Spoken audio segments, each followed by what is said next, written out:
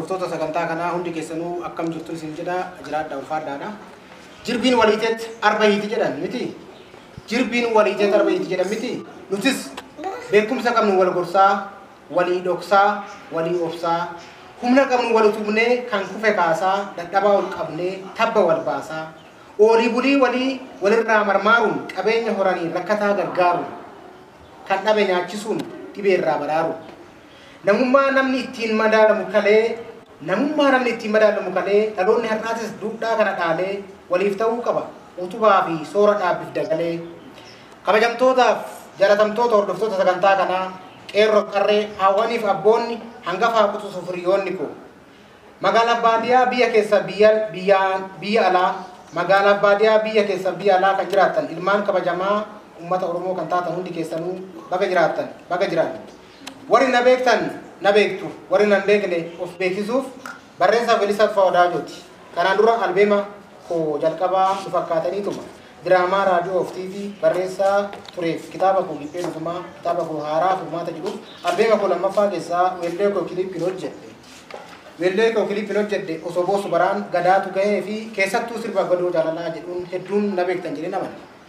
Yeroo ammaa kana immoo sirba Haaraa Furmaata dhabe jedhu.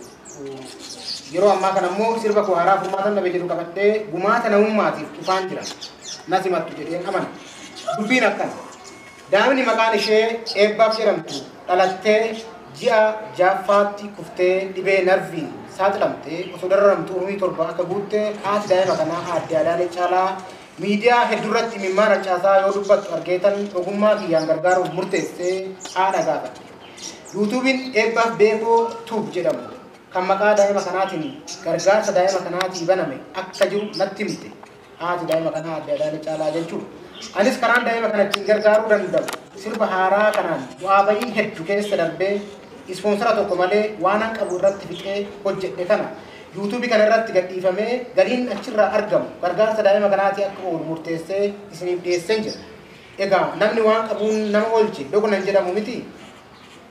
Kanaaf sirba kana bananii ilaaluun sheera waliif godhuun daa'ima kana gargaaruudhaan waan ta'eef walbira gaha daa'ima kana gargaaruuf waan ta'eef hundi keessanuu walbiraan gahaa nama gargaaruun namummaadha ofii bashannanaa nama gargaaruun immoo carraadha waan ta'eef akka hojii kiyya gama isaaniitii kenne kana YouTube isaanii subscribe gochuudhaan Eebbaaf Tuub ka jedhamu daa'ima kana gargaarsan abdiin qabaa hojii kiyyallee guyyaa har'aa weellee koo furmaatan dhabe jedhu ispoonsara tokko malee wareegama guddaa irratti gaggeessaa ture qabeenya qabutti bitadhe guyyaa har'aa sirba koo haaraa kilippiidhaan xumuree isaaniif kenneen jira. Sirba artistiin keenya Tufaa Wadaajoo afeeree isa harkaa fudhachuudhaaf Adaamarra jirra. Asumaan jechuudha Oromoonii kana ilaaltanii waan kana daawwattanii sabskraabii gochuudhaan akkuma isaan siin jedhanii galiin kun dhibbatti eebbadhaaf gala. Kanaaf namni akkaawuntii fudhatee waadaayyuu namaa galee namaaf raawwachuu dhiisuu danda'a. Kun immoo qabatamaa riiriidhaan ol bira geenyee kumaachee waan godheef fi birriin tokko sirraa argamee birriin kudhan sirraa argamee eebbadhaaf galii ta'a waan ta'eef sabskraabii godhaatii sheerii godhaatii nu gargaara.